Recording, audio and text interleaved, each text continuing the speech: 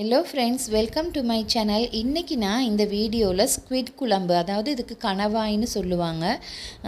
இங்கே எப்படி சொல்லுவாங்கன்னு எனக்கு தெரியலை. இது ஸ்ரீலங்காவில் கணவாயின்னு சொல்லுவாங்க. ஃபிஷ் வாங்கிட்டு வந்திருந்தார், அதோட ஸ்குவிட் கொஞ்சம் வாங்கிட்டு வந்திருந்தார். சரி, இதை நம்ம கொஞ்சம் பிரட்டல் மாதிரி செய்யலாம் அப்படின்னு நான் எடுத்து வச்சுருந்தேன். இப்போ இது உள்ளுக்கு பார்த்திங்கன்னா பிளாஸ்டிக் மாதிரி நீட்டமாக ஒரு துண்டு ஒன்று இருக்கும். அதை எடுத்து வெளியில் போட்டுட்டு அதுக்குள்ளே கொஞ்சம் இதுகள் இருக்கும், அதையும் நீங்கள் க்ளீன் பண்ணி எடுத்துருங்க. அப்படி இல்லாட்டி நம்ம வெட்டும் பொழுது கூட அதை கொஞ்சம் கொஞ்சமாக க்ளீன் பண்ணிடலாம். ஆனால் இப்படி அதை இழுக்கும் போதே எல்லா இதுகளும் வந்துடும். இப்போ பாருங்கள், இது மேலே இந்த டார்க் கலரில் தோல் மாதிரி இருக்குது. அதையும் நீங்கள் உரித்து எடுத்துகிட்டு சமைச்சிங்கன்னா நல்லாயிருக்கும்.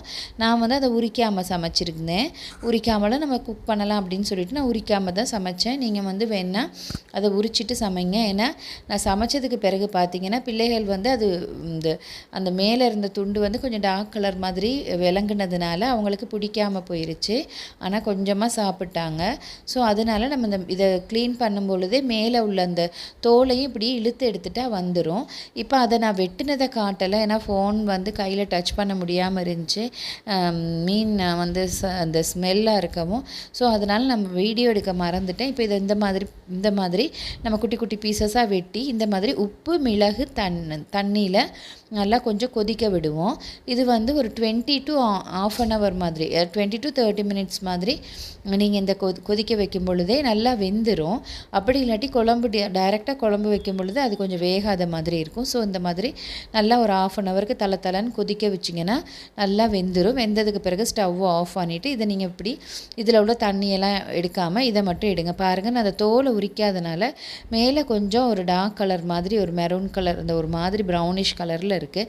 அதை உரிச்சிருந்தால் ஃபுல்லாகவே நல்லா வெள்ளை கலர் மாதிரி இருந்திருக்கும், ஆஃப் ஒயிட்டாக இருந்திருக்கும். நான் அதை உரிக்காமல் செஞ்சிட்டேன். நீங்கள் அதை உரிச்சிட்டு செஞ்சிங்கன்னா நீட்டாக இருக்கும் குழம்பை பார்க்கும் பொழுது. ஆனால் உரிக்காட்டியும் பிரச்சனை இல்லை.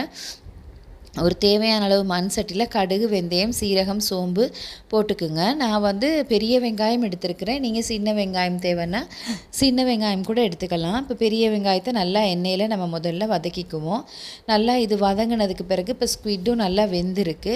வெந்த ஸ்குவிட்டை நம்ம வடித்து எடுத்து வச்சுருக்கிறோம். அப்போ அதனால் ஈஸியாக செஞ்சுக்கலாம். இப்போ பாருங்கள், இந்த மாதிரி வெங்காயத்தை நல்லா வதக்கிக்குவோம். இப்போ இஞ்சி பூண்டு பேஸ்ட் ரெடி பண்ணி வச்சுக்கோங்க. அப்படி இல்லாட்டி இஞ்சி பூண்டு பேஸ்ட் வேணான்னு நினைக்கிறவங்க சும்மா சாதாரணமாக வெள்ளைப்பூடு கொஞ்சம் போட்டுக்கலாம். இதோடு நம்ம தக்காளி, பச்சை மிளகாய், கருவேப்பிலை இதில் நம்ம சேர்த்துட்டு இதையும் நம்ம கொஞ்சம் எண்ணெயிலே வதக்கிக்குவோம், தக்காளியும் வெங்காயமும். இப்போ இப்படி நீங்கள் கூட செய்யலாம். தக்காளி வெங்காயத்தை நல்லா அரைச்சி பேஸ்ட் பண்ணிவிட்டு கடுகு வெந்தயத்தை போட்டு தாளிச்சிட்டு அந்த பேஸ்ட் இதில் கொட்டிட்டு நல்லா மசாலா மிளகாத்தூள்லாம் போட்டு நல்லா வதக்கிட்டு அதுலேயும் இந்த வேக வச்ச ஸ்குவிட்டை போட்டு எடுக்கலாம். அது வேறு மாதிரியான ஒரு ஃப்ளேவரில் இருக்கும். அது நான் இன்னொரு வீடியோவில் செஞ்சு காட்டுறேன். இப்போ இதுக்கு தேவையான அளவு உப்பு, மிளகாய்த்தூள், மசாலாத்தூள் எல்லாம் நீங்கள் சேர்த்துக்குங்க. அது காரம் தூக்கலாக வேணும்னா மிளகுத்தூளும் போட்டுக்கலாம். போட்டுட்டு இதை நம்ம நல்லா மிக்ஸ் பண்ணி விட்டுக்குவோம். இந்த மாதிரி நல்லா ஓரளவு மிக்ஸ் பண்ணி விட்டுறணும். மிக்ஸ் பண்ணி விட்டதுக்கு பிறகு நம்ம இதில் அவிச்சு வச்சுருக்கிற ஸ்குவிட்டை சேர்த்துக்க போகிறோம். இதில் தேவைன்னா நீங்கள் புளிக்கரைசல் போட்டுக்கலாம். கொஞ்சம் புளிக்கரைசல் தேவைன்னா போட்டுக்கலாம். நான் லைட்டாக கொஞ்சம் தண்ணி ஊற்றுனேன்.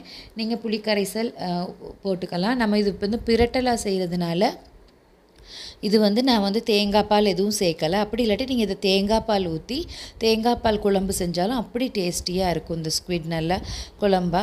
அப்படி இல்லாமல் தேங்காய் பால் தேவையில்லை அப்படின்னு நினச்சிங்கன்னா நீங்கள் மிளகாத்தூளை நல்லா போட்டுட்டு புளிக்கரைசல்லையே வேக வச்சுட்டு ஸ்குவிட்டை போட்டு எடுத்தால் அந்த குழம்பும் நல்லாயிருக்கும். பாருங்கள், இந்த மாதிரி நல்லா வெங்காயம் தக்காளியெல்லாம் ஓரளவு நல்லா வதங்கி வந்துருச்சு. பச்சை மிளகாய், கருவேப்பிலை எல்லாம் நல்லா இந்த மாதிரி வதங்கி வந்துடுறதுக்கு பிறகு உப்பு கொஞ்சம் ஃபைனலாக பார்த்துக்குங்க. உப்பு பார்த்ததுக்கு பிறகு உப்பெல்லாம் ஓகே அப்படின்னா பாருங்கள், இது இன்னும் கொஞ்சம் வேகணும். இப்போ இது இன்னும் கொஞ்சம் ஏன்னா ஏற்கனவே ஸ்குவிட் வெந்திருக்கிறதுனால நம்ம இதை கொஞ்சம் நல்லா வேக வச்சு எடுத்துக்குவோம்.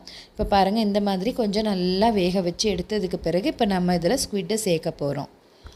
நான் இஞ்சி பூண்டு தட்டுனதை இதில் சேர்த்துக்கிறேன். நான் அதை முதல்ல சேர்க்கலை, அதனால் இப்போ சேர்த்துட்டு இதையும் நம்ம அந்த தக்காளி, பச்சை மிளகாய், அந்த மசாலா, மஞ்சள் தூள், மிளகாத்தூளில் போட்டு நல்லா இந்த மாதிரி எண்ணெயில் நல்லா வதக்கி எடுத்துக்குவோம்.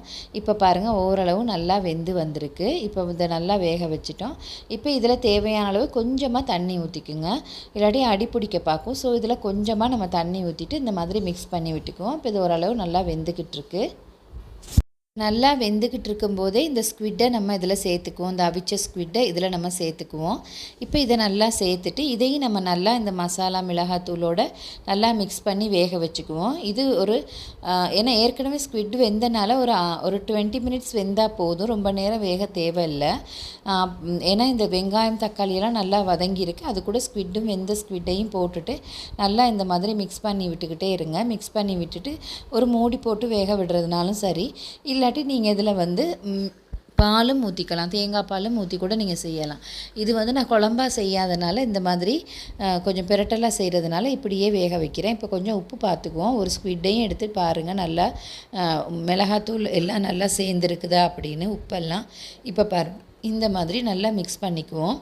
மிக்ஸ் பண்ணதுக்கு பிறகு நம்ம நல்லா கொஞ்சம் மூடி போட்டு வேக வச்சா சுவையான ஸ்குவிட் குழம்பு ரெடி ஆகிரும். ஸ்குவிட் பிரட்டல் ரெடி ஆகிரும். இது ரொம்ப ஈஸியாக செய்யக்கூடிய ஒரு டிஷ்ஷு.